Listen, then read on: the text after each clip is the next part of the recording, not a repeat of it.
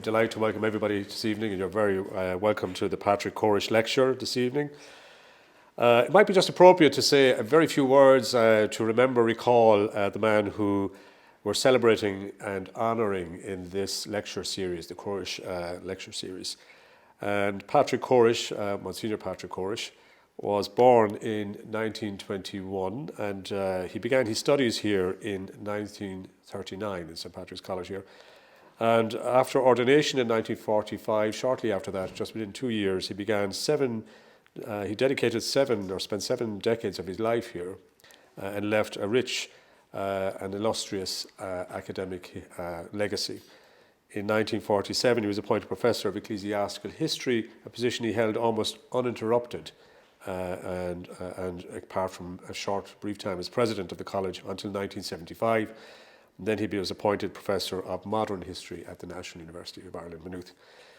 And his works include, as many of you will know, especially one of our best gifts that we give out, and it's the gift that keeps on giving, is the history of Maynooth College from 1795 to 1995, and his masterly Irish Catholic experience, which was published and still very readable, and which was published in 1985. He was, for many years, the leading editor of the Archivium Hypernicum, and his work also was as coordinator. He worked also the coordinator of the History of Irish Catholicism project. He was renowned for his sense of humour. I remember him. I studied with him. I was a student with him in the National University of Maynooth at that time, and he enriched his lectures with a great dry and playful sense of humour, which entertained us no end, and especially on the Friday afternoons when we used to have him with the dead lecture of the week, and also he entertained us here as his colleagues and guests also in the dining room for many years. So I think the annual lecture is a fitting tribute to Monsignor Patrick Corish, historian and scholar, and I'm delighted to welcome Professor Kathleen Sprose Cummings, Professor of American History at the University of Notre Dame, to present this year's lecture, Monumental Women, Remembering Catholic Sisters in the Creation of Irish America. And you follow in a very distinguished line of lecturers and speakers at the Corish Lecture Series. And we're delighted you can join us this evening and to lecture us on this topic. And I leave it to Professor Salvador Ryan to introduce you to our guests here and friends here this evening. So you're very welcome, and we look forward to your lecture. Thank you very much.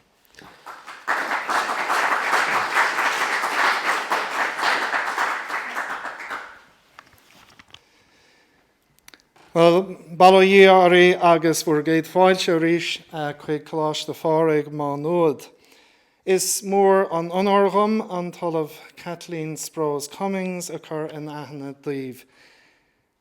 You're very welcome once again to Maynooth College, and it's a great honour and pleasure to have the opportunity to introduce Professor Kathleen Sprose Cummings. Kathleen Sprose Cummings is the Reverend John A. O'Brien Collegiate Professor of American Studies and History at the University of Notre Dame. A graduate of both the University of Scranton, Pennsylvania, and the University of Notre Dame, she holds concurrent appointments in gender studies in the Department of Theology and is an affiliated faculty member in Italian Studies and the Nanovic Institute for European Studies. In the fall of 2022, Professor Cummings was appointed Teilhard de Chardin Fellow at the Hank Center for Catholic Intellectual Heritage at Loyola University in Chicago. From 2012 until late June of this year, Professor Cummings served as the William W. and Anna Jean Kushwa Director of the Kushwa Center for the Study of American Catholicism at the University of Notre Dame. Having been involved with the Centre for some 30 years and having served as its Associate Director since 2001. And I think it's surely testament to Professor Cummings' energy for the Kushwa Centre and the work of the Kushwa Centre that has actually taken 2 men to replace her, historian Darren Dochuk and theologian David Lantigua, as the Kushwa Centre's new co-directors.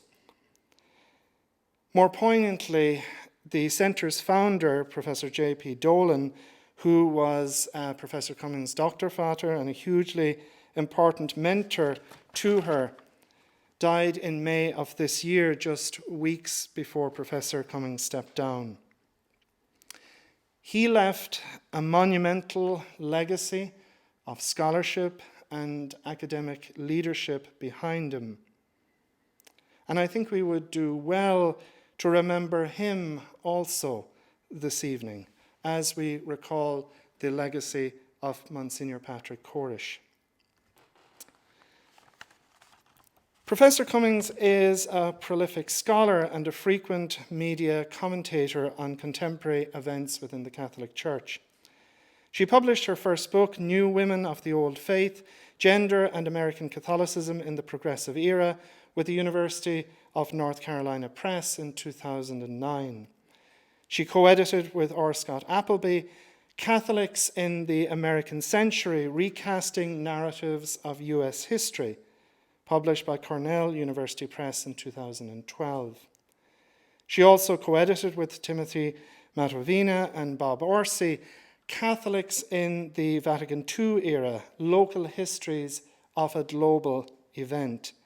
This was published in 2017 with Cambridge University Press. In addition, Professor Cummings edited Roman Sources for the Study of American Catholicism, 1763 to 1939, a guide to 59 archival repositories in Rome and at the Holy See, with Matteo Benasco, and published by the University of Notre Dame Press in 2018. She has also served as the president of the American Catholic Historical Association in 2017. Her most recent book is A Saint of Our Own, How the Quest for a Holy Hero Helped Catholics Become American, and this was published by the University of North Carolina Press in 2019. In that same year, in December 2019, Professor Cummings received a grant within the University of Notre Dame's Church Sexual Abuse Crisis Research Grant Program for a project titled Gender, Sex and Power Towards a History of Clergy Sex Abuse in the U.S. Catholic Church. Professor Cummings led the project along with Peter Chaika from Notre Dame, Terence McKiernan, bishopaccountability.org, and Bob Orsi at Northwestern University. By fostering cross-disciplinary collaboration and supporting participants' individual studies, the project worked to advance new research on the crisis and its causes, as well as to illuminate new understandings of modern Catholicism.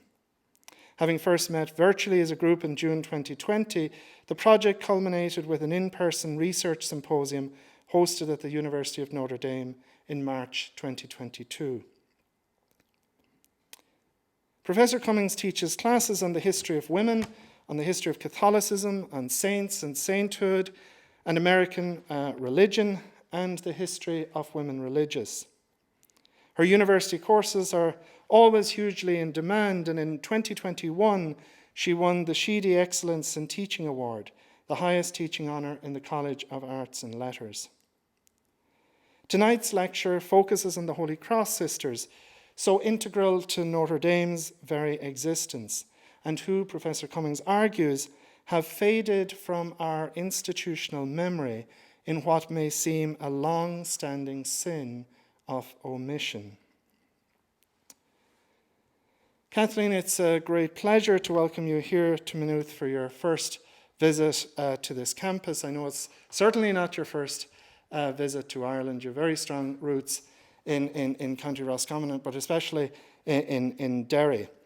And we look forward very much to having you present here tonight on Monumental Women, Remembering Catholic Sisters in the Creation of Irish America.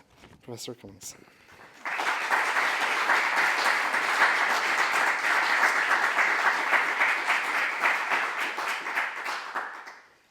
Thank you, Salvador, for that wonderful introduction. Thank you, too, for mentioning Jay Dolan. When you invited me to give this lecture, some time ago now. Jay was one of the first people that I called, and of course he gave me many directions about what to say and where to eat, but he loved Ireland so much, and he was just so delighted that I was doing this. Thank you, too, Salvador, for your gracious hospitality. It is my first visit to Maynooth, and I just feel right at home. I'm also grateful to Caroline, who's been doing a lot of behind-the-scenes work, and thanks, too, to Monsignor Patrick J. Corish, about whom I have heard wonderful stories today, but in the past as well. And through reading his work, I understand him to have been not only a fine historian, but also a man of humility. I was struck by, in the introduction to his historical survey, The Irish Catholic Experience, how eloquently he talked about the challenges of writing a book of that scope, and how honest he was about his own limitations and about how the questions he asked came out of the times in which he lived. And as he observed, successive generations rewrite history because its generation asks its own questions of the past. So how wonderful that this lecture honors Monsignor Corish's legacy by inviting historians to ask new questions, and how honored I am to be able to ask them in this place and in this moment. So thank you all for being here, and very, very grateful. Most of my questions tonight involve the history of Catholic sisters, a subfield that was only just beginning to open up in Ireland and in the United States when Monsignor Corish published The Irish Catholic Experience. A significant step in that process was the publication in 1992 of an article written by Margaret McCurtain, Mary O'Dowd, and Maria Luddy titled An Agenda for Women's History in Ireland, 1500 to 1900.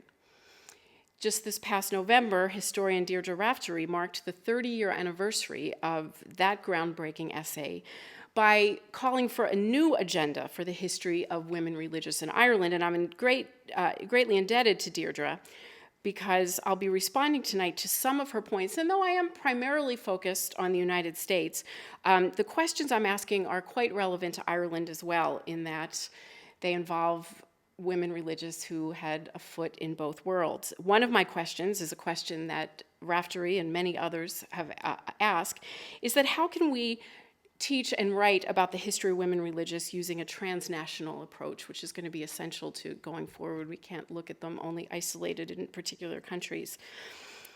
Another one of my big questions is how we might differentiate the Irish Catholic women who traveled as aspirants or postulants or professed sisters across national boundaries. How might we differentiate them from the broader category of emigrants or immigrants? How did what amounted to a massive transfer of labor sustain and subsidize Catholic institutions in the United States? And as Salvador said, I'm going to do a particular focus on my home institution, the University of Notre Dame, and closely aligned with that question is what role did these Irish women play in cementing Notre Dame's identity as an Irish institution? And finally, what factors might explain the absence of hundreds of these women from written history, but also in our public spaces, in the way we remember people in our built environments? I'm going to use this 1906 photograph as a point of departure. It captures a literal departure, picturing 8 young Irish women just as they were about to board a ship in Cove, Ireland, then known as Queenstown. The youngest of this group was Bridget Long at age 18. The oldest was Bridget Hayden at age 29. The others were Mary Long, sister of Bridget, Mary Purcell, Catherine Ryan, Margaret Mary Ryan, Kathleen Maher, and Susan O'Halloran. The transatlantic crossing was the first stage of their journey to St. Mary's Convent in Notre Dame, Indiana, where they entered the Sisters of the Holy Cross, a French congregation established there in 1843. They became Sister Annuncio, Sister Albert, Sister Dolorita, Sister Bernardus, Sister Presentina, Sister Consoline, Sister Austina, and Sister Dominga. I think this is probably the only time those names have been spoken aloud. Each of their names would be spoken in the Church of Loretto on St. Mary's campus on the anniversary of their deaths. But these are not women that that much is known about. They were part of a phenomenon first chronicled by the historian Sue Ellen Hoy, a former teacher and colleague of mine who also died last May within a week of Jay Dolan. In an article Hoy published in the Journal of Women's History, the same year McCurtain, Dowd, and Luddy published their article, Hoy, who had scoured diocesan and religious archives in Ireland to uncover scraps of information, chronicled how women's congregations in the United States recruited new members in Ireland. Now, I've since learned we don't use that word recruited when we approach archivists asking for information about that. They don't like that word. They say, so questing is how we are going to frame it. They were questing for vocations, not recruiting. In any case, Hoy calculated that between 4,000 and 7,000 women left Ireland as postulants or as professed religious women between 1812 and 1914. More recently, Deirdre Raftery has studied the transnational mobility of Irish religious women through an analysis of international recruitment, questing networks, estimating that more than 20,000 Irish-born women were involved in religious education around the globe between the early 19th century and the Second Vatican Council. Among the memorable lines of Hoy's Journal of Women's History article is her on-point assessment of the particular challenge that faces those who want to research Catholic sisters. Obscurity and invisibility, she wrote, though not uncommon in the study of women's lives in general, are particularly troublesome when they are sought after and considered measures of success. This is certainly apt when it comes to researching these particular 8 women. Their files include their date of birth, their parents' names, occasionally some notes about their level of education, the dates of their religious profession, an apostolic record that lists the place and duration of their ministries, and the dates of their death. In a few instances, the files include their certificates of naturalization, if they did become U.S. citizens. One file yielded this photograph, which is a tantalizing glimpse into lives that left only the barest traces in the historical record. Just as this photograph signaled the beginning of a new life for these 8 women, so too might it serve as a springboard to explore a fresh examination of Catholic sisters and their historical significance, and as it happens, an explanation for their erasure in our collective memory. The scant information available about them is actually only part of the reason why so little is known about them.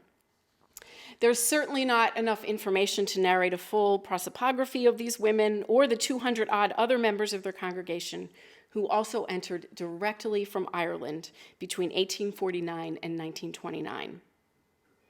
It is possible, however, to stitch the threads that do exist into a braided history, one that not only amplifies the history of women religious, but also weaves their stories more seamlessly into subfields like labor, ethnic, and migration history. Tonight's exploration is part of a larger project I have been conceptualizing over the last few years, in which seeks to, as I said, disaggregate the women who left Ireland, or for that matter, France or Germany or Poland or Italy, for the United States as aspiring or professed members of religious communities from the broader category of immigrants. They were differentiated from other voluntary migrants, first of all, by a sense of vocation or calling, and as Raftery noted in this recent article, vocation is perhaps the least researched aspect of the history of nuns. A sense of vocation or calling undoubtedly shapes the migration experience as a pull factor. It affects one's experience at the destination, as well as one's perception of the place one left behind. This is very elusive, although newspaper accounts of departure scenes like this invariably note that the young Irish women departing for U.S. convents bear none of the sadness that characterized most of the ubiquitous leave-takings at Irish ports of embarkation. These women were also differentiated from immigrants canonically. The United States was classified as mission territory by the Holy See until 1908, which meant that these women in 1906 and others who preceded them were technically missionaries as opposed to immigrants. And acknowledging them as such means remapping their journeys. They traveled not to the state of Indiana or the city of South Bend, but to the diocese of First Vincennes, a diocese that later became Fort Wayne. This is a map that it predates the women's journey that I've just talked about. It's a map that dates from 1845 and appeared in the Catholic Almanac, but at a time when there were 45 dioceses in the United States. And I love to show this to students because it really helps them reorient the understanding of the American Catholic experience. The boundary lines between dioceses are much more pronounced than those between states, and the names of the dioceses are bigger than those of the cities. And it helps understand how exactly the priests and nuns who arrived in the United States understood themselves. It's also the view from Rome, which gives us another point to bear in mind. Unlike those of immigrants who went from one country to another, the journeys of missionaries unfolded not along an axis, but within a triangle, with Rome being one of those vertices. Admittedly, for women, this was almost always a mental map, as certainly none of the Holy Cross sisters ever went physically to Rome, though some of them tried.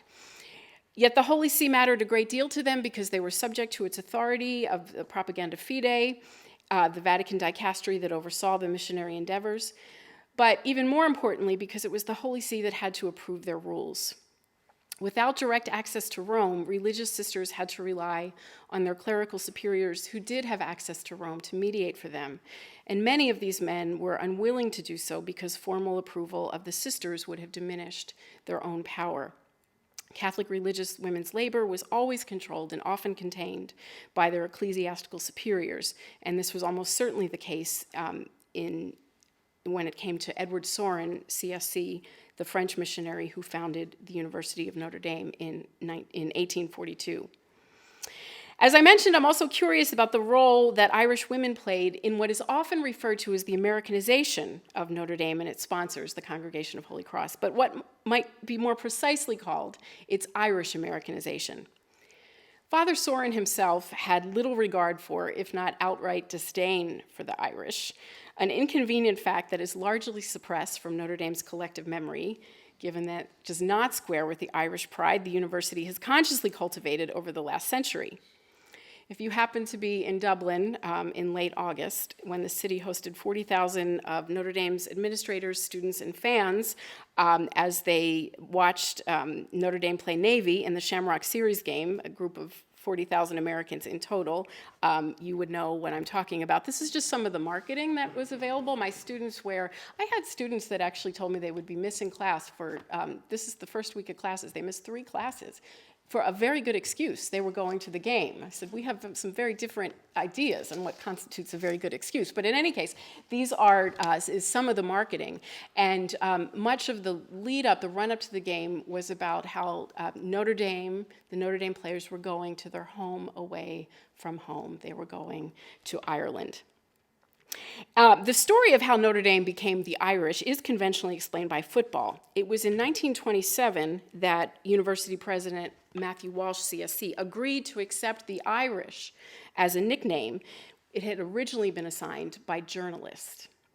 And so he replied to this telegram asking for clarification from the New York World, saying yes, it would be okay to refer to Notre Dame as the Irish henceforth. By the early 1950s, another Holy Cross priest could define the meaning of Irish at Notre Dame as a symbol of fidelity and courage to anyone who suffers from discrimination, and he also proclaimed its trans-ethnic universality. The meaning of Irish at Notre Dame, he said, does honor to every one of us. It explains why Lewinsky belongs here, why Alessandri is the Irish leader, why Schmaltz belongs here, why Bertrand, Van Dyke, and Larson feel at home here as much as do Leahy and O'Brien. In fact, the Irish Americanization of Notre Dame was accomplished at least a decade before the legendary football teams of the 1920s captured U.S. headlines, with an assist from an annual influx of fresh recruits of priests, but I'll be talking about Irish nuns. The simple reason that no one thinks about the role that Irish-born Sisters of the Holy Cross might have played in this process is that no one at Notre Dame thinks very much about the Sisters of the Holy Cross, Irish or otherwise, very much at all. Actively remembering Holy Cross sisters at Notre Dame is one facet of a larger effort underway in the United States, in Ireland, and indeed in many other countries, to consider who is commemorated in our public landscapes, who is not, and what that signifies about our national values and priorities. Now, in the United States, these kinds of questions first surfaced on the specific issue of the removal of statues of Confederate war heroes. But of course, they became more heated and more urgent after the murder of George Floyd in June of 2020. By then, there were a number of initiatives designed to make the national public landscape more inclusive in terms of race and in terms of gender. These are billed as calls to action that seek to not only enlarge our understanding of the past, but also to build, in the words of Philadelphia's Monument Lab, a more just and equitable future. To literally remember is to reintegrate people who have been forgotten into communities. The Andrew Mellon Foundation sponsored one of the Monument Lab's first projects, which involved conducting a national monument audit to assess who is represented in America's landscape. Defining a monument as a statement of power and presence in public, this lab examined 42 data sources incorporating close to 500,000 records that included not only objects commonly referred to as monuments like statues and things like that, but also non-conventional monumental objects like buildings or bridges and streets, historic markers, and place names. The lab utilized its findings to produce this arresting visual, which we could spend the rest of the night on probably, but I'll just give you a glimpse. The most immediate takeaway is one you'll see right away. The first finding of the project showed that America's public landscape is overwhelmingly white and overwhelmingly male. We have to go all the way to number 18 to find a woman. Anyone recognize this woman? Anyone guess who that might be? Joan of Arc, very good. Yes, Joan of Arc. Joan's high ranking is owed to another finding of the Monument Project, namely that the majority of monuments reflect war and conquest. And she, of course, became a French and a national hero and became a hero in the United States as well. There were only two more women in the next row, Sacagawea and Harriet Tubman. There are, of course, no Catholic sisters in the top 50, although there are two priests. Surprisingly, Francis of Assisi clocks in at number 5.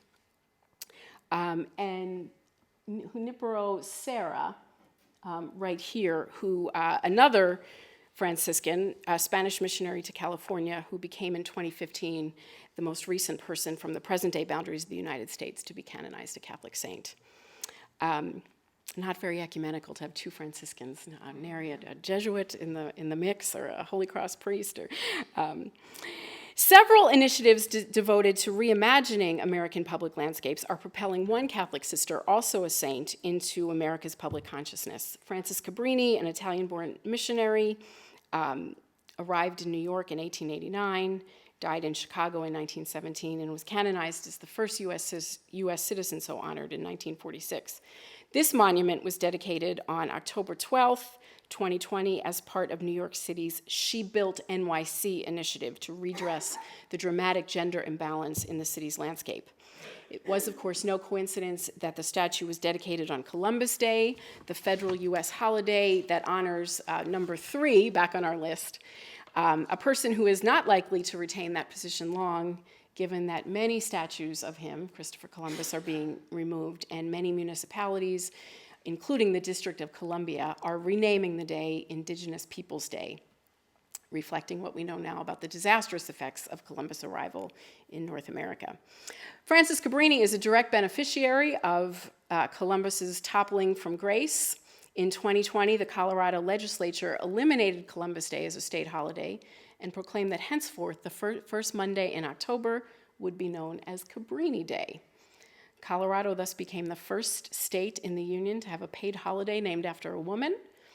Ireland, of course, went a good deal further in 2022, when after a 3-year campaign by an organization named Her Story, the government declared a new national holiday on the feast day of St. Bridget, February 1st.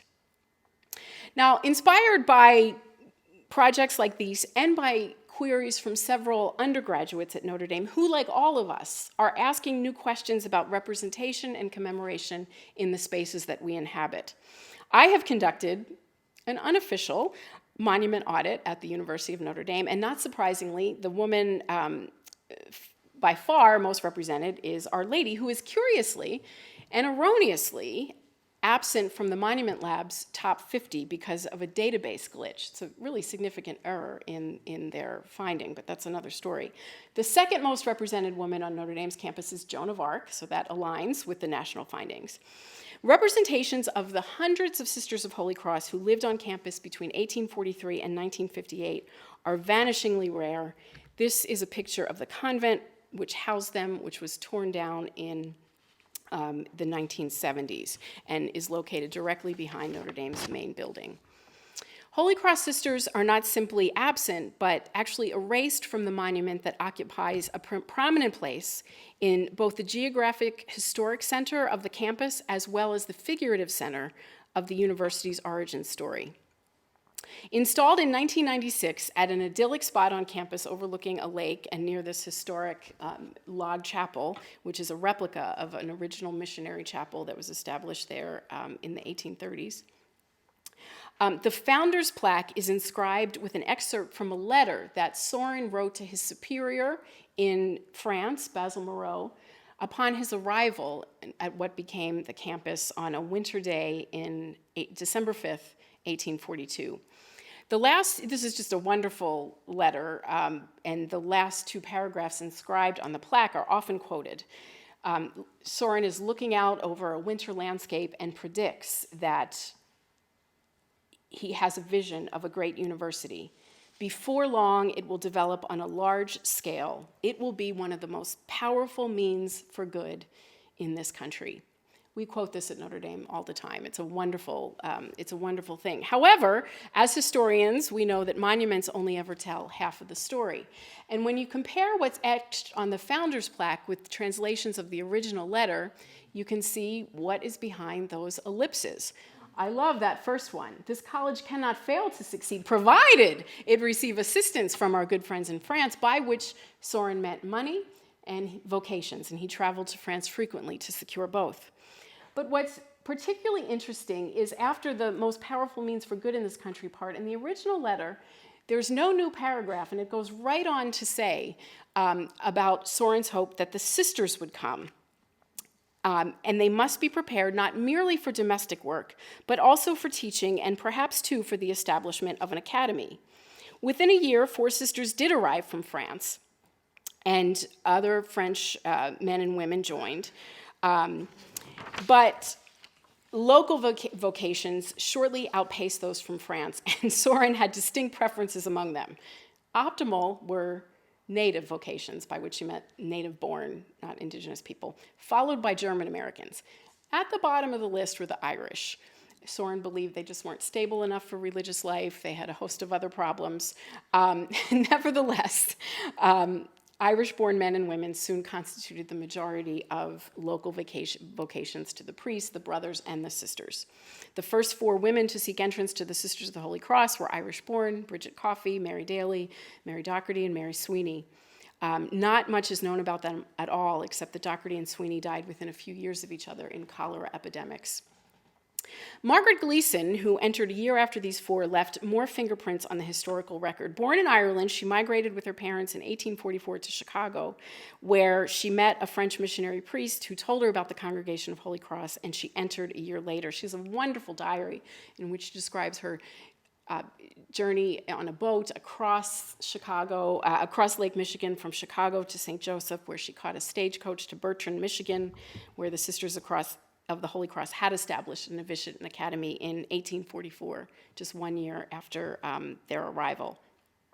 Known as Sister Compassion, the young novice often walked the 8 miles to Notre Dame, where she took care of several of the sick French sisters and impressed Sorin with her piety and skill. Now, this is very difficult to quantify, but it is plausible that it was through interacting with Gleason and other Irish sisters, as well as Irish-born priests and brothers, Sorin may have warmed to the Irish within a couple years. It is true that he wrote to Cardinal Cullen, Archbishop of Dublin, in 1851 to inquire about the feasibility of stopping by Ireland on his way to Rome to perhaps quest for vocations, although he never actually did that. He preferred to go straight to France. When Sister Compassion herself fell ill, she went home to Chicago, and over the course of her convalescence had second thoughts, not about her vocation, but about continuing in Holy Cross. In Gleason's absence, the Sisters of Mercy had established a foundation in that city, and they prevailed upon the young novice to join them, arguing if she did so, she would be closer to her mother and that she would stand a better chance of being restored to complete health as opposed to being in the Indiana wilderness. Eventually, Gleason did return to the Sisters of the Holy Cross, and she made her final profession in 1850. Before long, the Chicago Sisters of Mercy lost another vocation to Holy Cross. In 1853, a 29-year-old woman named Eliza Gillespie was traveling to Chicago with her mother when she stopped by Notre Dame to visit her brother, who was a Holy Cross seminarian. Eliza intended to enter the Sisters of Mercy in Chicago. She had attended schools run by the Dominican Sisters and the Visitation Sisters, but according to Sister Compassion, who became her close friend, she chose the Mercies because of the work they were doing in Chicago and because she did not have a personal connection to them and felt that she could therefore live out her vocation more authentically. Upon arriving at the university's main entrance, Eliza met Father Sorin, who sensed her intelligence immediately, apparently so high that one priest had once warned her mother that Eliza should never marry. There's not a man alive who is her mental superior. Now, what that says about marriage, we can leave for another time, but in any case, Sorin declared on the spot that God was actually calling Eliza to enter the Sisters of the Holy Cross instead of the Mercies. And after a few days of prayer, Eliza agreed. She received the name Sister Mary of St. Angela and eventually became a head of the Sisters Academy and the Provincial Superior. By 1860, of the 184 sisters in the congregation, approximately 156 of them recorded birth in Ireland. The lives and ministries of many of them, including Sister Compassion, and would be forever changed that year when Mother Angela responded to the call of Indiana's governor to send sisters to provide nursing support on the battlefields in the Civil War. This is an image that hangs at St. Mary's College depicting the Sisters of the Holy Cross nursing on the Red Rover, which was a former Confederate battleship that upon losing the battle was repurposed as a U.S. Navy warship. And some 60 Holy Cross sisters served as nurses in the Civil War. One of the largest, there were eventually 12 congregations that nursed in the Civil War. This created all sorts of problems back on Notre Dame's campus. When Sorin had written that the sisters should be prepared not simply for domestic work, but also for teaching, he obviously meant it. But Sorin's support for the sisters' schools reached its limit once it started to interfere with his ambitions for Notre Dame. While Sorin praised the sisters for their war nursing, as he had done with the Holy Cross priests who served as army chaplains, he was frustrated that the departure forced him to hire lay women to perform essential domestic tasks, and he became increasingly aggravated when the numbers of Holy Cross sisters did not rebound to pre-war levels after the conflict ended in 1865, because the sisters had decided that they wanted to open more schools in places further afield than in South Bend. Throughout the late 1860s, Holy Cross priests and brothers implemented various strategies designed to persuade Holy Cross sisters to replace all the hired women working at Notre Dame. When those efforts failed in 1872, Sorin announced that he was going to form a new congregation of women religious. He wrote to Cincinnati's Archbishop Purcell that since the close of the war, the sisters have multiplied their own houses and have been able to give Notre Dame but half of the number of hands really required, thereby creating a permanent expense. He informed the bishop that he would found a new congregation devoted to domestic work at Notre Dame entirely, and asked Purcell to help him recruit candidates so that the new order would grow eventually to supplant both the hired women and the Sisters of the Holy Cross at Notre Dame. He estimated that Notre Dame could save $5,000 a year if they did so. This news crushed the Sisters of the Holy Cross at Notre Dame and St. Mary's. In an impassioned letter, Sister Compassion implored Sorin to recall the firm bonds between the sisters and the priest of Holy Cross and abandon his plans. I, for one, and an Irish sister too, he wrote, am much opposed to the separation. And as much as I love Notre Dame, as much as I love St. Mary's, I'd be willing to spend the rest of my life at Notre Dame if by so doing I could preserve the union. Beyond tearing apart the Holy Cross family, she reminded him, Soren's scheme could very well result in disaster for the sisters. Now, Reverend Father, you wrote, we are not yet established, and you speak of getting up another community.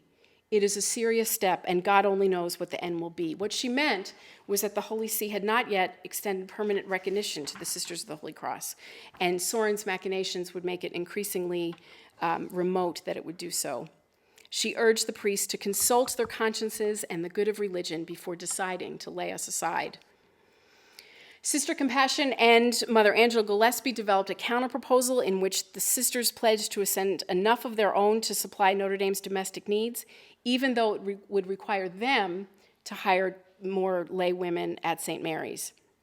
Soren eventually agreed to this, provided that Holy Cross sisters opened a second novitiate on Notre Dame's campus to prepare young women for domestic service, something he insisted was absolutely necessary.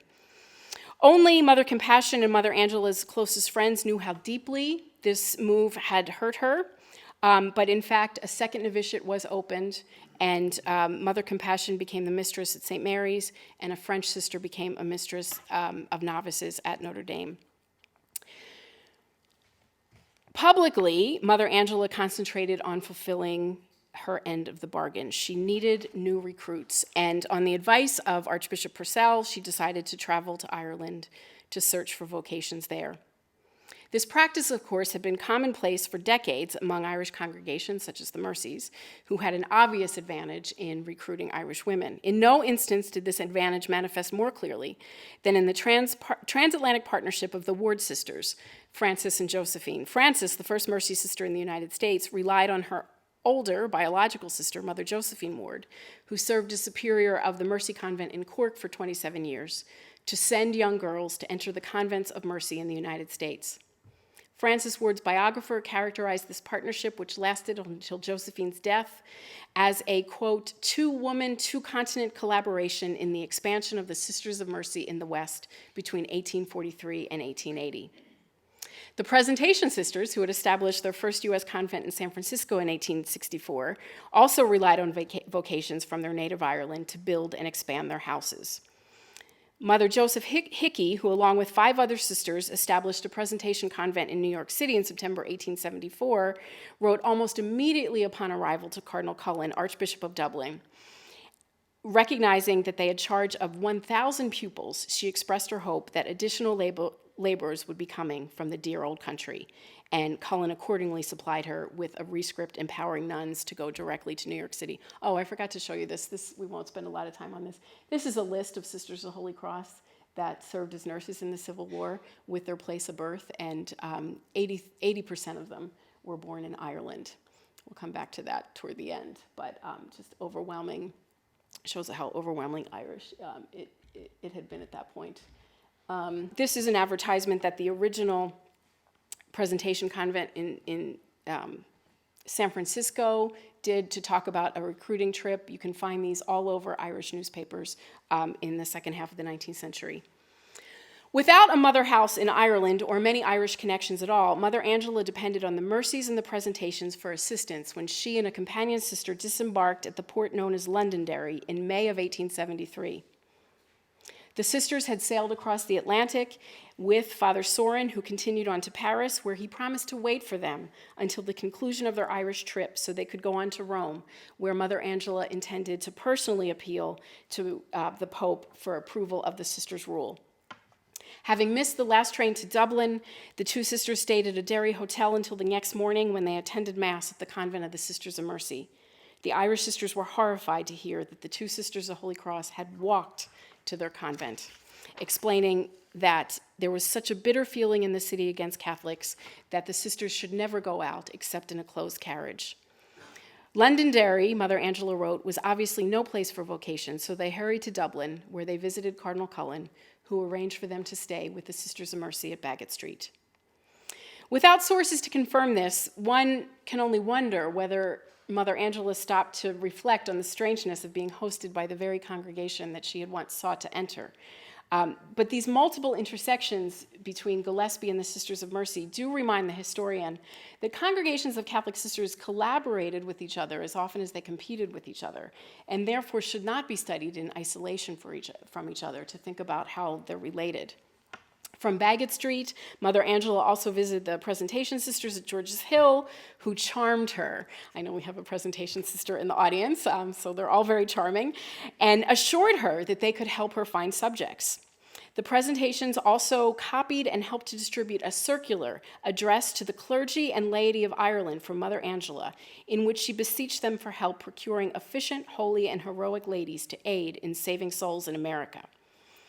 She explained that the sisters were seeking aspirants who were well educated and not over 25 years of age, who possessed a true religious vocation and good health. She went on to say that the dower is of minor consideration, 50 pounds being all that is strictly required. This circular evidently stated guidelines rather than hard and fast rules. Some of the new recruits were older than 25, and those who could pay more than 50 pounds did, and the surplus was used to defray the expenses of those who could not.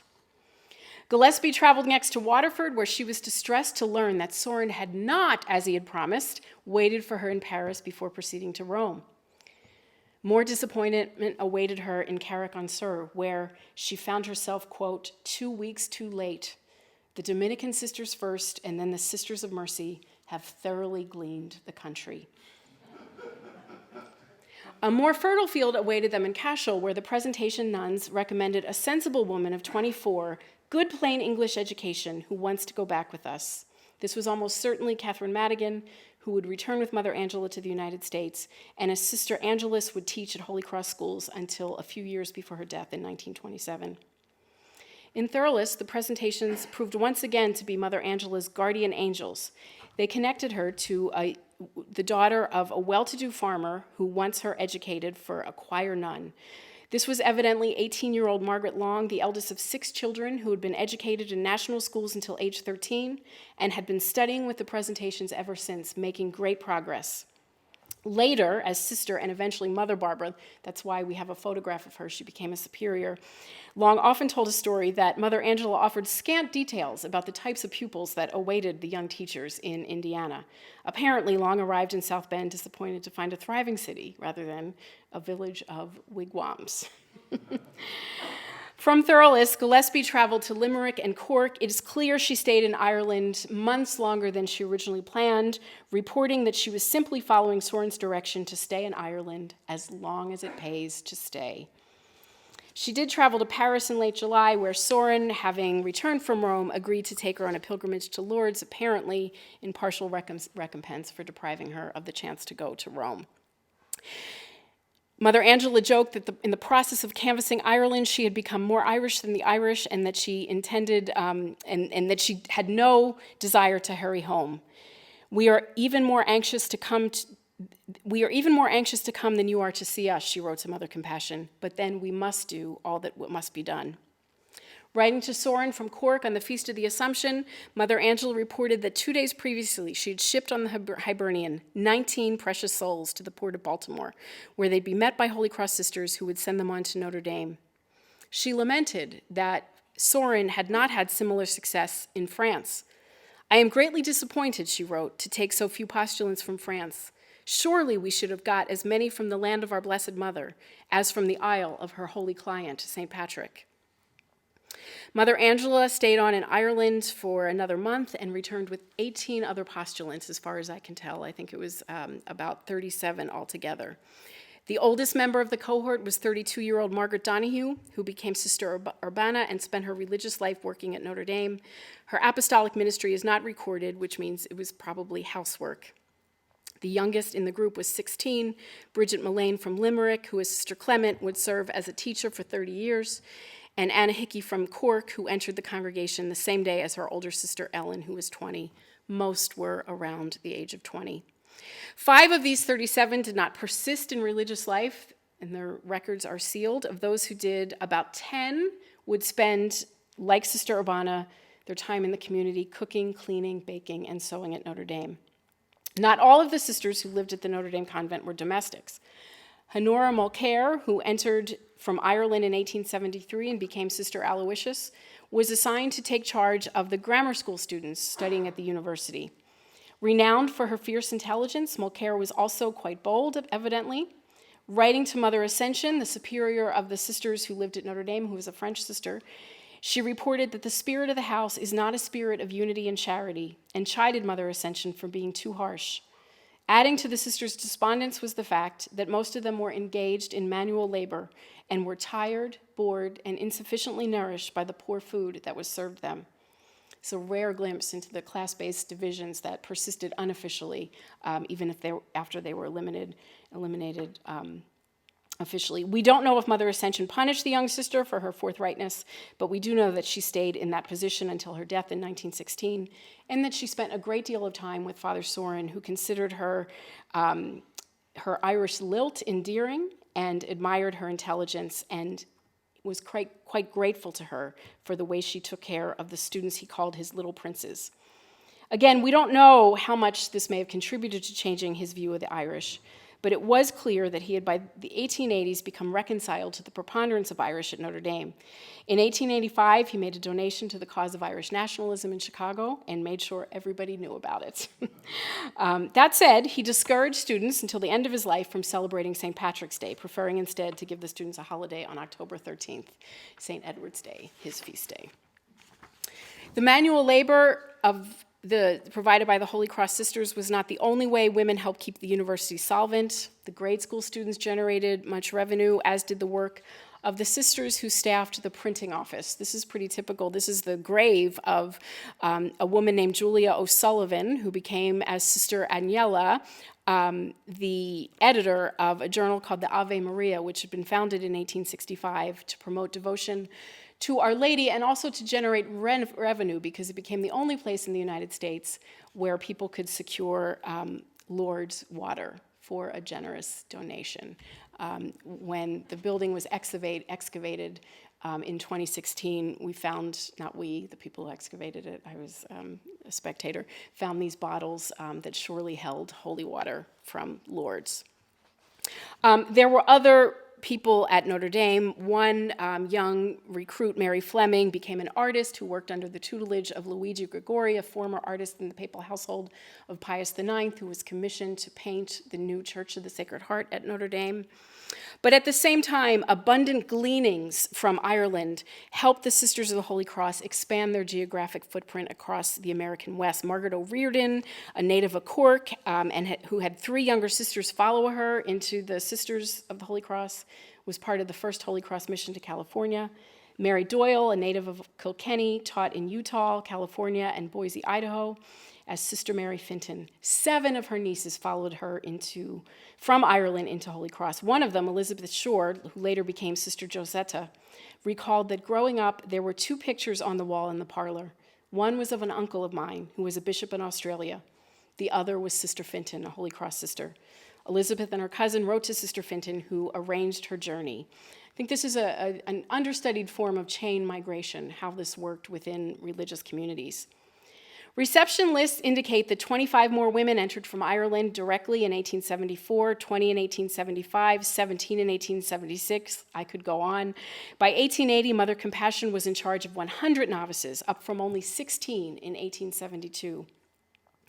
Mother Angela did not return to Ireland, but recruiting trips continued by women from that 1873 Irish colony. Sister Barbara Long and Sister Alexis, another native of Tipperary and alumna of the Presentation Convent in Thurles, returned in the mid-1880s for a visit to their alma mater and also to the Sisters of Mercy School in the diocese, which had established 6 years after they left. Among the young women they met there was the 25-year alumna named Mary Teresa Rial, who had been considering joining the Sisters of the Poor in France, but upon meeting Sister Barbara and Sister Alexis, they wrote immediately to Mother Angela asking to be accepted there. Gillespie's reply is telling, "Nothing is required. Come right on as quickly as possible." And in fact, Rial had to ask her former teachers, Sister Mercy, how to help her find a postulant dress. Gillespie died before a month before Rial arrived in Holy Cross, and she died without the Sisters of the Holy Cross receiving permanent recognition. Her successor, Mother Augusta Anderson, who was Irish descent but not from Ireland, pursued it relentlessly and crossed Father Sorin in the process. It became clear that one stumbling block from the Holy See's perspective was these two separate novitiates. It was very unusual to have two novitiates in the same congregation less than 1 mile apart, and Rome didn't quite understand what was going on. So they ordered that the novitiate at St. Mary's be closed, and were making noises about the Sisters of Holy Cross being entirely withdrawn from Notre Dame's campus. This generated some concern at St. Mary's because there wasn't enough room for all those women, but it generated outright panic at Notre Dame. Without the sisters, one Holy Cross priest put it, we will not be able to keep the ship afloat. William Corby, a former president of Notre Dame, was provincial superior. He had also served as a chaplain in the Civil War, recognized that without the sisters we cannot run ND, and he undertook a journey to Rome to plead for their retention at Notre Dame, stopping at Lourdes along the way to petition Our Lady and promising to build a replica of the grotto on Notre Dame's campus if his prayers were answered. The Holy See did consent, and the grotto was constructed in 1896. It's the most iconic space on Notre Dame's campus, but the story of the sisters' role in it is unknown. The sisters' rule was approved in the mid-1890s with the help of Sister Sabina, born Catherine O'Shea in Tipperary, another member of that Irish group of 1873. She was on the General Council and had traveled to Rome to present the rules directly to the newly appointed apostolic delegate. What also helped was the presence of this priest, Father John Zahm, who was in Rome. He owed his own vacation to his maternal aunt, who is a Sister of Holy Cross, and 3 of his biological sisters became Sisters of the Holy Cross. He wrote this book called Women in Science. He actually got in a lot of trouble for writing a book about evolution, which was suppressed, but under a pseudonym he wrote this book about the way the church had enabled women to live a life of the mind long before any other secular university did. And I can't help but think that his own relatives, who were educated women in the Sisters of the Holy Cross, influenced this.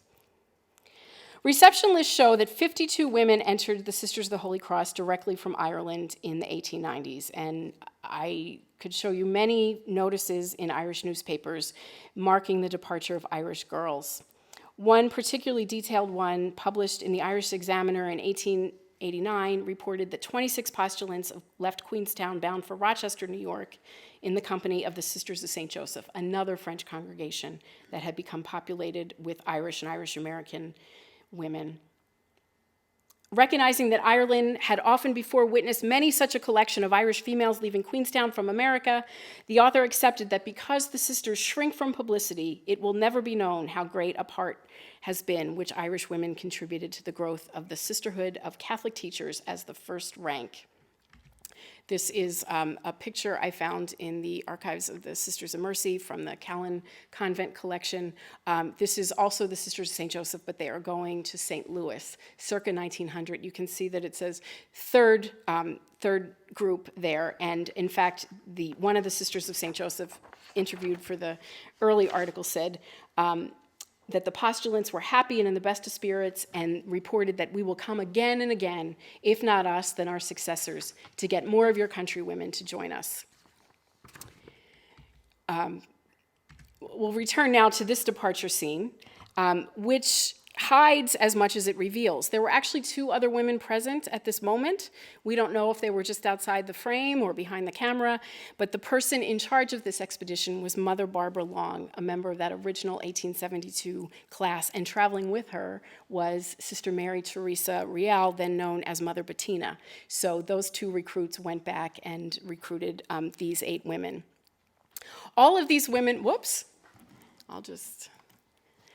all of these women lent a great deal of credibility to the efforts of Father John Kavanaugh to spearhead his own Celtic revival at Notre Dame throughout his presidency between 1905 and 1919. He was all accounts a brilliant orator and traveled all over the country giving addresses on St. Patrick's Day, which, unlike Sorin, he encouraged students to celebrate with wild abandon. He built an Irish history collection in the library, began offering classes in the Irish language, and you can see several sisters pictured here. I don't know if they were teachers or students. I haven't been unable to identify them. But he talked about how Notre Dame students, the sons of good Irish fathers, were growing up without pride in their race, which they ought to have. This is due, I believe, to the fact that they do not understand what Ireland and Irish men have been to the history of the world. Kavanaugh was also intent on showing how the Irish had contributed to the United States.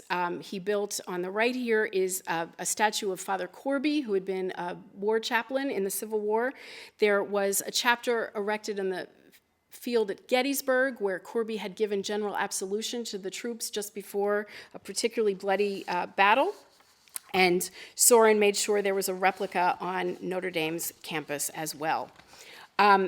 Kavanaugh did not pay much attention to the sister nurses, and for reasons which will become apparent in just a second, it's likely he would have never done so had he not crossed paths with Ellen Ryan Jolly, a native of Rhode Island, who was president of the Ladies' Auxiliary of the Ancient Order of Hibernians.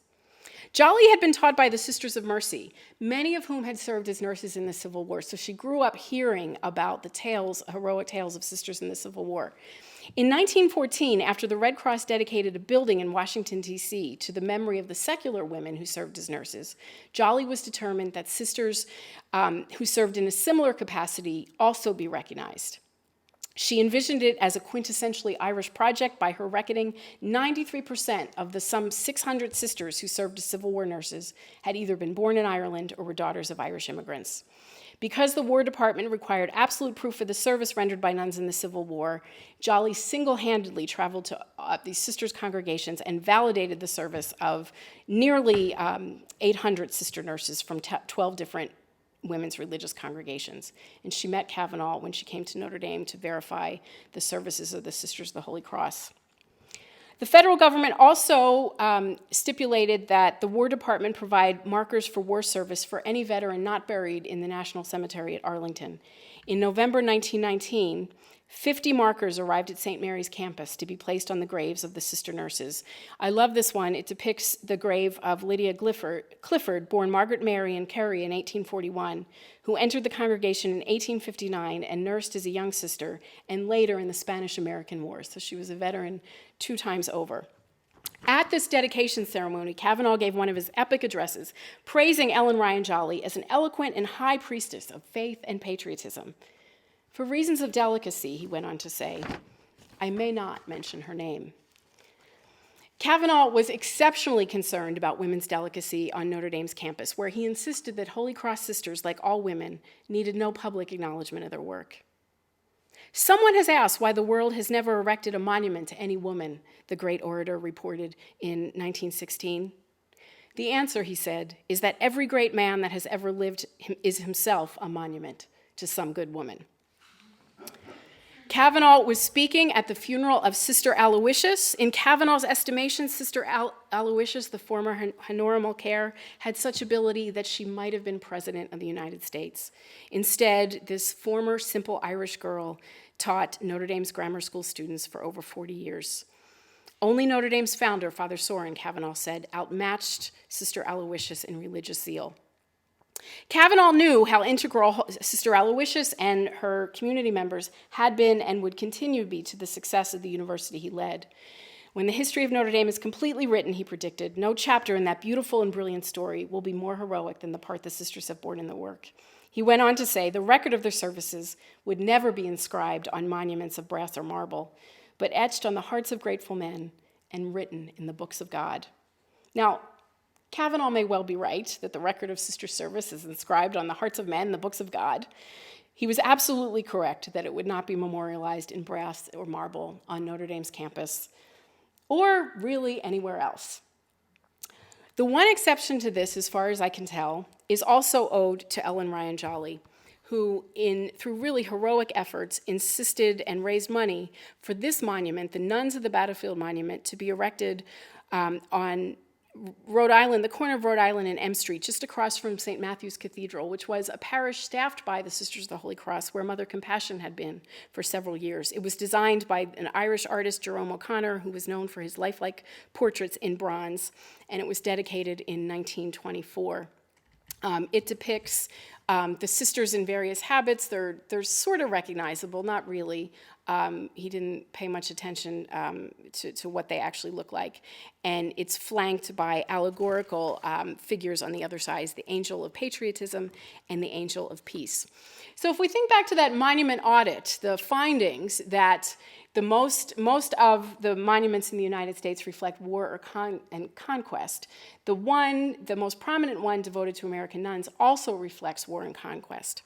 So it's at this time that I think we can do much better in remembering sisters' service. I want to return to, call to mind again, Monsignor Corish, who again wrote in that introduction that historians know no privilege of insulation from the world we live in.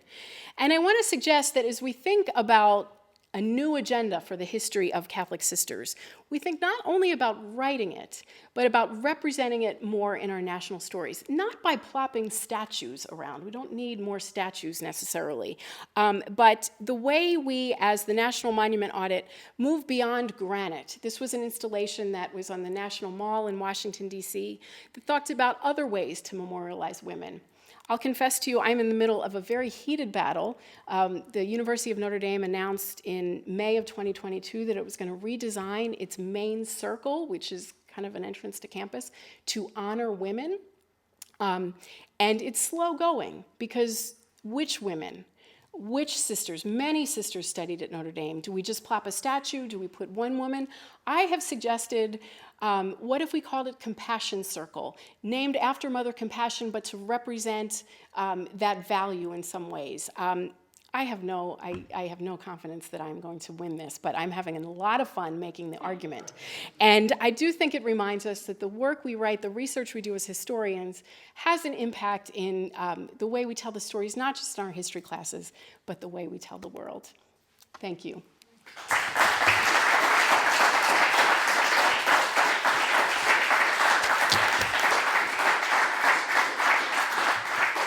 Should I start here?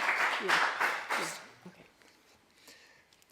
Kathleen, thank you so much for a wonderfully wide-ranging, wonderfully rich, and wonderfully thought-provoking presentation, which has opened up a whole world of scholarship there that has been much neglected in the past, and it's very encouraging to see that happening. And we're certainly wishing you all the best for this as it unfolds into this larger project that you are planning. So now it comes to a time for discussion and questions, and as Kathleen gets her breath there for a second, I'm going to turn on a roving mic, and yes, this is working. Hello? Yes, this is working. So it is now open up to the floor for discussion, for questions, for reaction, and I will pass the mic. Contradictions. I'm looking at my colleague Colin Barr, who I must say has gone above and beyond. It's not as if he doesn't hear me all the time at Notre Dame, but has traveled all the way here, so thank you, Colin. So, yes, Stern.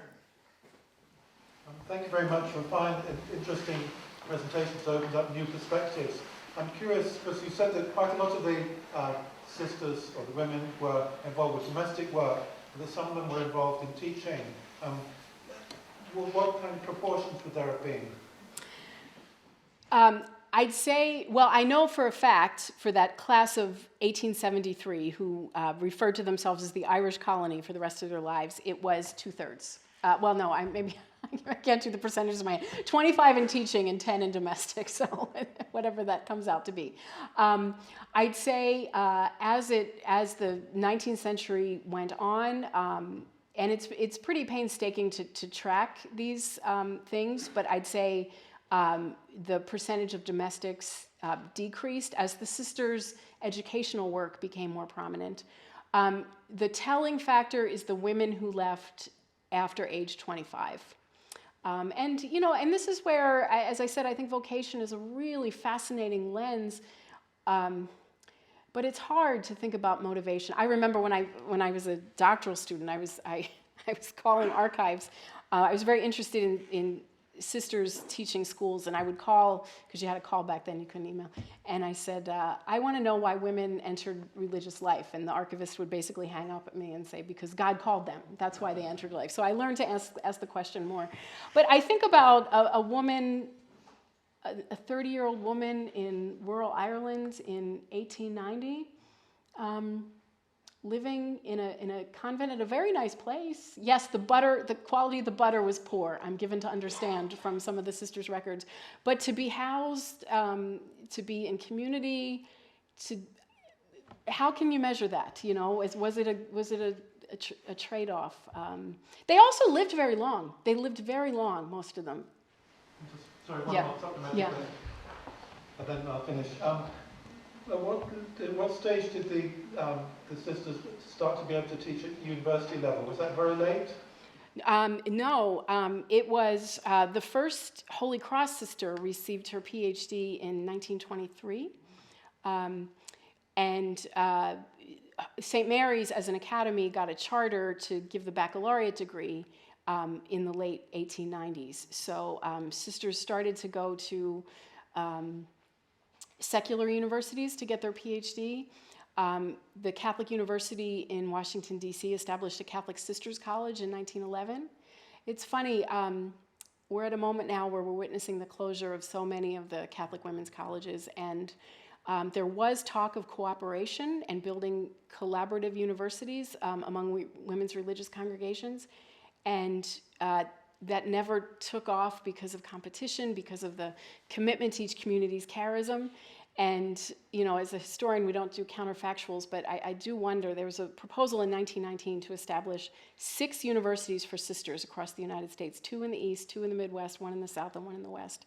And I can't help but wonder if they'd still be in existence today had that happened. But yeah, no, they were teaching at the university level quite early.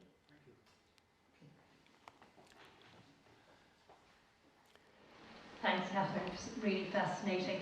Regarding the question of vocation and how that was understood, I know from the nuns study, you know, which is used to understand dementia and its growth, that in that congregation they wrote a kind of biography and then they joined a series saying this didn't happen with the Holy Cross sisters, but might those kind of biographies throw some light on this idea of vocation? And just for myself, for the first community that I lived in after being professed, there were a group of 3 blood sisters who had worked in different parts of the world.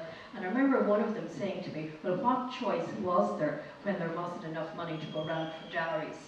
So I think some women had insight into the cultural factors that may have been creating these, but I suppose at every stage in history, cultural, social factors shape this concept that we call vocation. Absolutely, and you're right, and some congregations did have these. I mean, it's where do you start? The Sisters of the Holy Cross don't have much information, or at least much information that they're letting me see. It's usually the necrologies, the account that another sister writes about them after their death that has been most helpful. But no, I think that would be it's an untapped source, and it's something I actually wrote quite a bit about it in my first book about. It was a time when the parochial school system in the United States was expanding so dramatically. They just needed women, they needed sisters. And we're very clear that sisters, you could staff a parochial school for 1/3 of the cost from teaching brothers. Teaching brothers were 3 times as much, so that the women, and then let alone lay people. So I have thought about this concept of vocation in other ways before, and I'm just coming back to it now. But yeah, that's a great example, and it's just a question. You know, they're so disparate, all of these, and I think the more networks that we build, and there are people here who are building networks and people I'm building networks with, that we can share information and look for common themes across congregations. I will say just one thing, that sometimes archives are just not, I'm an outsider who has published a lot on Catholic sisters. I am a friend, I am an ally, I am all those things, and there's still a hesitance to let me see something as intimate as a biography. So that's not true of all and has more become professionalized, but that is a barrier.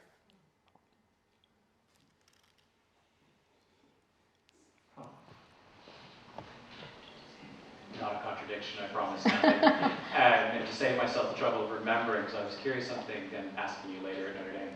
You said something about the sisters, where it was a £50 dowry was all that was required.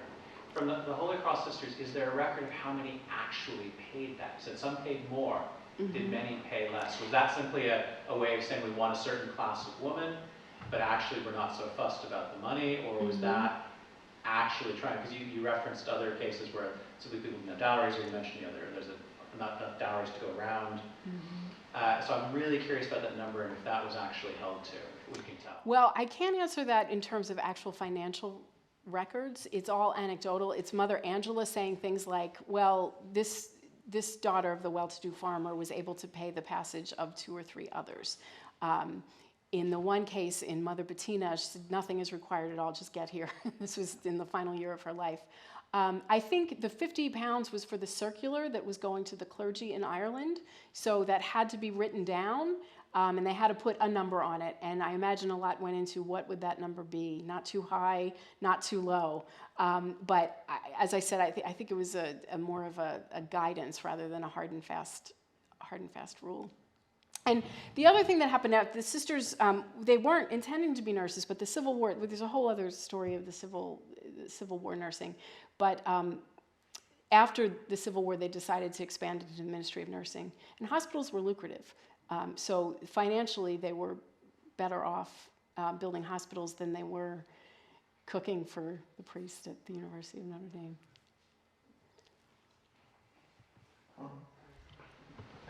Thanks, Kathleen, for a really wonderful paper.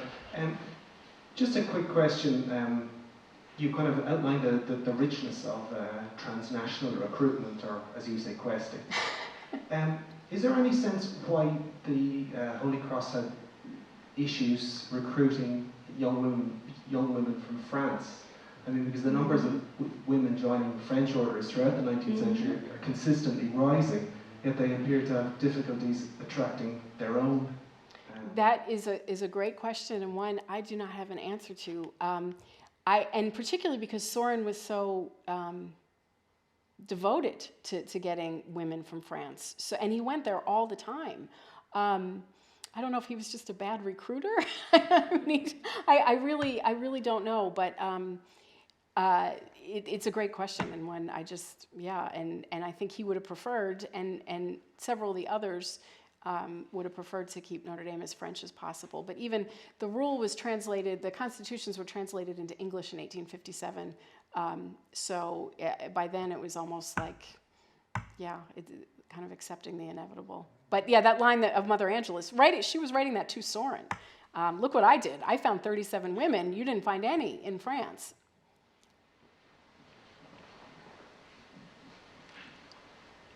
Further questions or comments? Hi, thank you so much for your paper, Kathleen. I was just wondering, obviously, about what you were saying about the remembering and the representing or representation of these women kind of visually, not just historically. And I wondered if you have a sense of what some of their perspectives might be, like would they have welcomed, say, statues of themselves or monuments in that way, or are they quite content to maybe be anonymous and written in hearts of men in that kind of way? Were they quite happy to just get on doing their good work? And is it just from our perspective now that we wish that they were more visually commemorated? Of course, yes. I don't mean to suggest it was just all about the priest erasing them. It was the sisters themselves, and they would name their own institutions after the local bishop or their clerical superior or anything. They didn't care. And even now, I mean, if I speak to actual sisters about this, they'll say, we don't need statues. That's, we don't, or let's build a memorial to the people we served, or now with enslavement becoming, why don't we, with the issue of boarding schools, they're saying we don't deserve the monuments. I mean, they're not putting it exactly like that, but no. So yes, it's a very hard sell to the sisters themselves. I think it's changing a little bit. There are a number of efforts underway. For a long time, it's just, and I think it was about priorities. With when sisters, these women are out literally saving lives across the world, and you say, well, your archives are really important, and you need to remember this, and it's been less of a priority. I think that's changing, and I think historians need to help it change. But no, it's actually the women themselves. They're not seeking to. They didn't care. They didn't care, but that doesn't mean that we shouldn't. Yeah.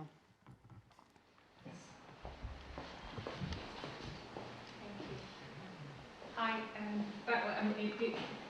it is very timely, your presentation.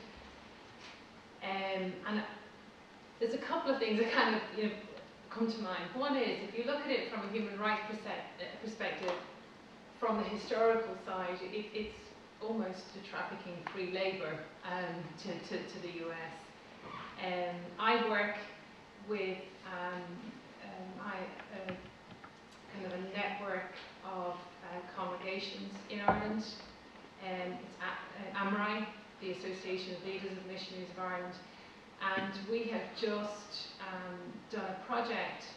It's a photographic exhibition of Irish religious sisters over the last 100 years, and we've toyed with this,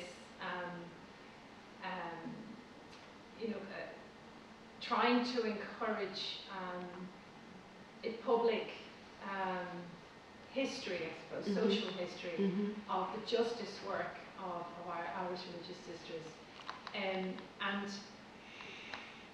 it's been difficult to access photographs, but we've done it, and some are snaps, some are professional photographs, but across 41 banners. And then we did pull-up banners because we wanted to transport it across the country.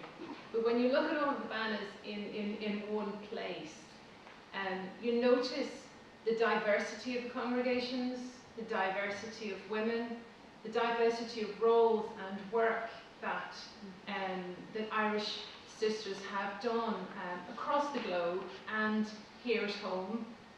And now we've only exhibited it at Calmore Abbey and then at Coin Murra over the weekend. And I think that the feedback is from the public, gosh, who knew sisters were doctors? Who knew sisters were nurses? Which, I mean, they said hospitals. So I think, I guess what I'm trying to say is that we've never had to think about it.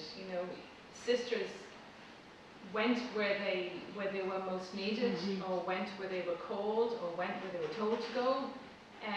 But fundamentally, the work of Irish religious women is, I think, what is very, very important to communicate publicly, especially as in the context where sometimes that's questioned.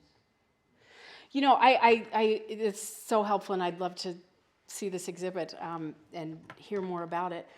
For me, a lot of things really clicked during the pandemic in the way we talked about essential workers, and how essential workers were so important. And it just occurred to me, it hit me that the more we value work in rhetoric, the less likely we value it in reality sometimes. The fact that they do it all for God and everything, then we don't need to show value. And the less likely it is to be remembered. And I was thinking during the pandemic, the essential workers were the ones who did the baking and the cleaning up. And these are things that need to be done in every space where human beings live and gather. And so I think the stories, I think the doctors, I love the one of Cabrini, who I've written quite a bit about. I love the emotion in that. She's kind of in a boat, and I think that's good. But I think it has to go beyond superiors and beyond, but how do you get the stories of, these sisters that I just have their gravestone? That's all I know about them, really. I think that and I think that is something that sisters would get behind, that it's about the ones who are forgotten, the ones that nobody in the congregation even remembers anymore.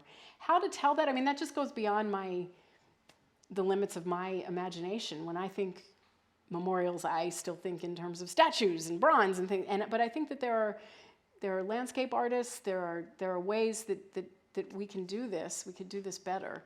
I know in the United States, some of the sisters who were coming to terms with their complicity in slavery have designed monuments and memorials to that, and they've done very good work. So I think there are models for that, but I just am more committed than ever to not just researching and writing about the past. I've been saying to sisters a long time, well, you have to, the sisters who said, well, archives aren't important, I said, well, actually, like, the past is really important for the present and the future, and now I'm seeing that in new ways, that the way we narrate the past is vitally connected to what we value in our present and how we imagine a new future. So thank you for that.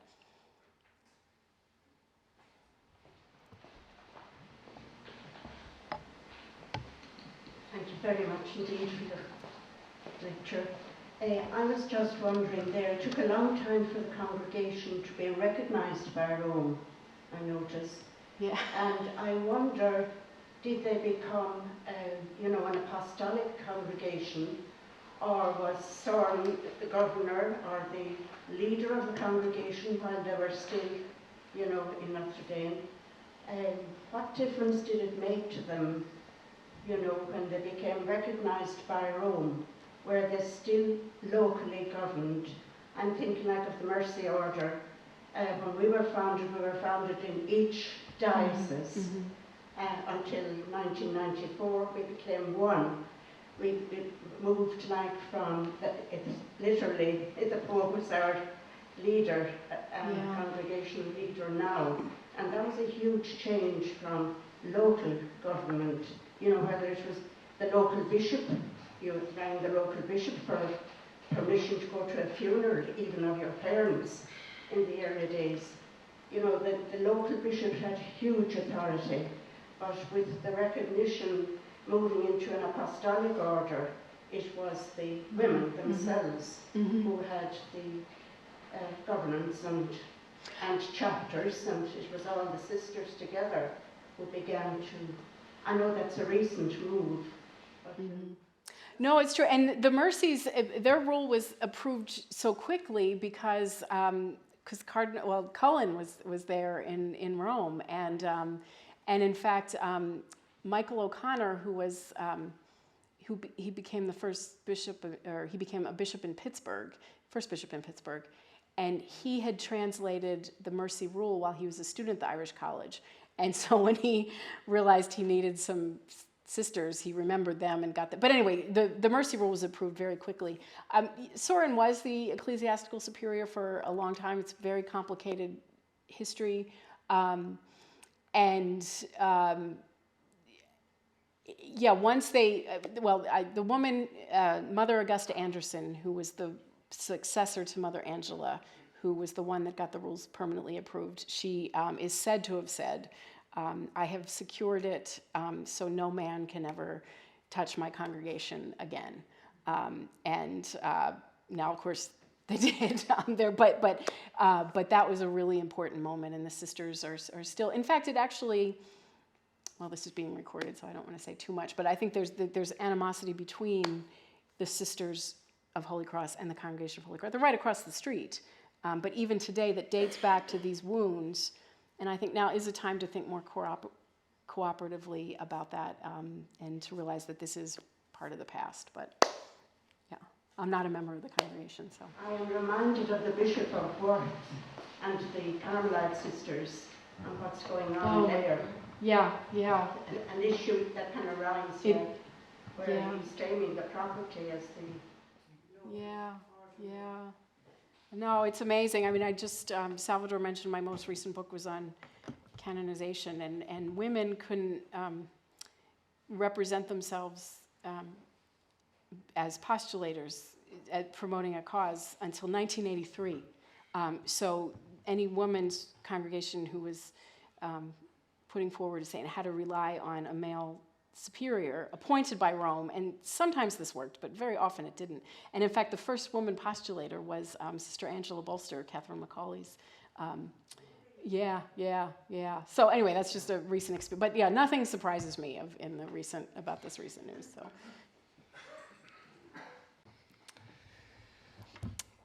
So Kathleen, just want to say again, thank you so much for such a stimulating and provocative in many ways, in the best sense of lectures. I think that from the questions from the floor, and I think we could have gone on discussing this at even greater length here in in this room, in this space, I think you'll get a sense of just how appreciated your lecture has been here tonight, how it has been thought-provoking. It has caused us to reflect. It has caused us to ask new questions. So it just remains for me to thank you most sincerely for making the journey here to Maynooth, your first visit to our campus, and that it will be the first of many in the future. Thank you so much.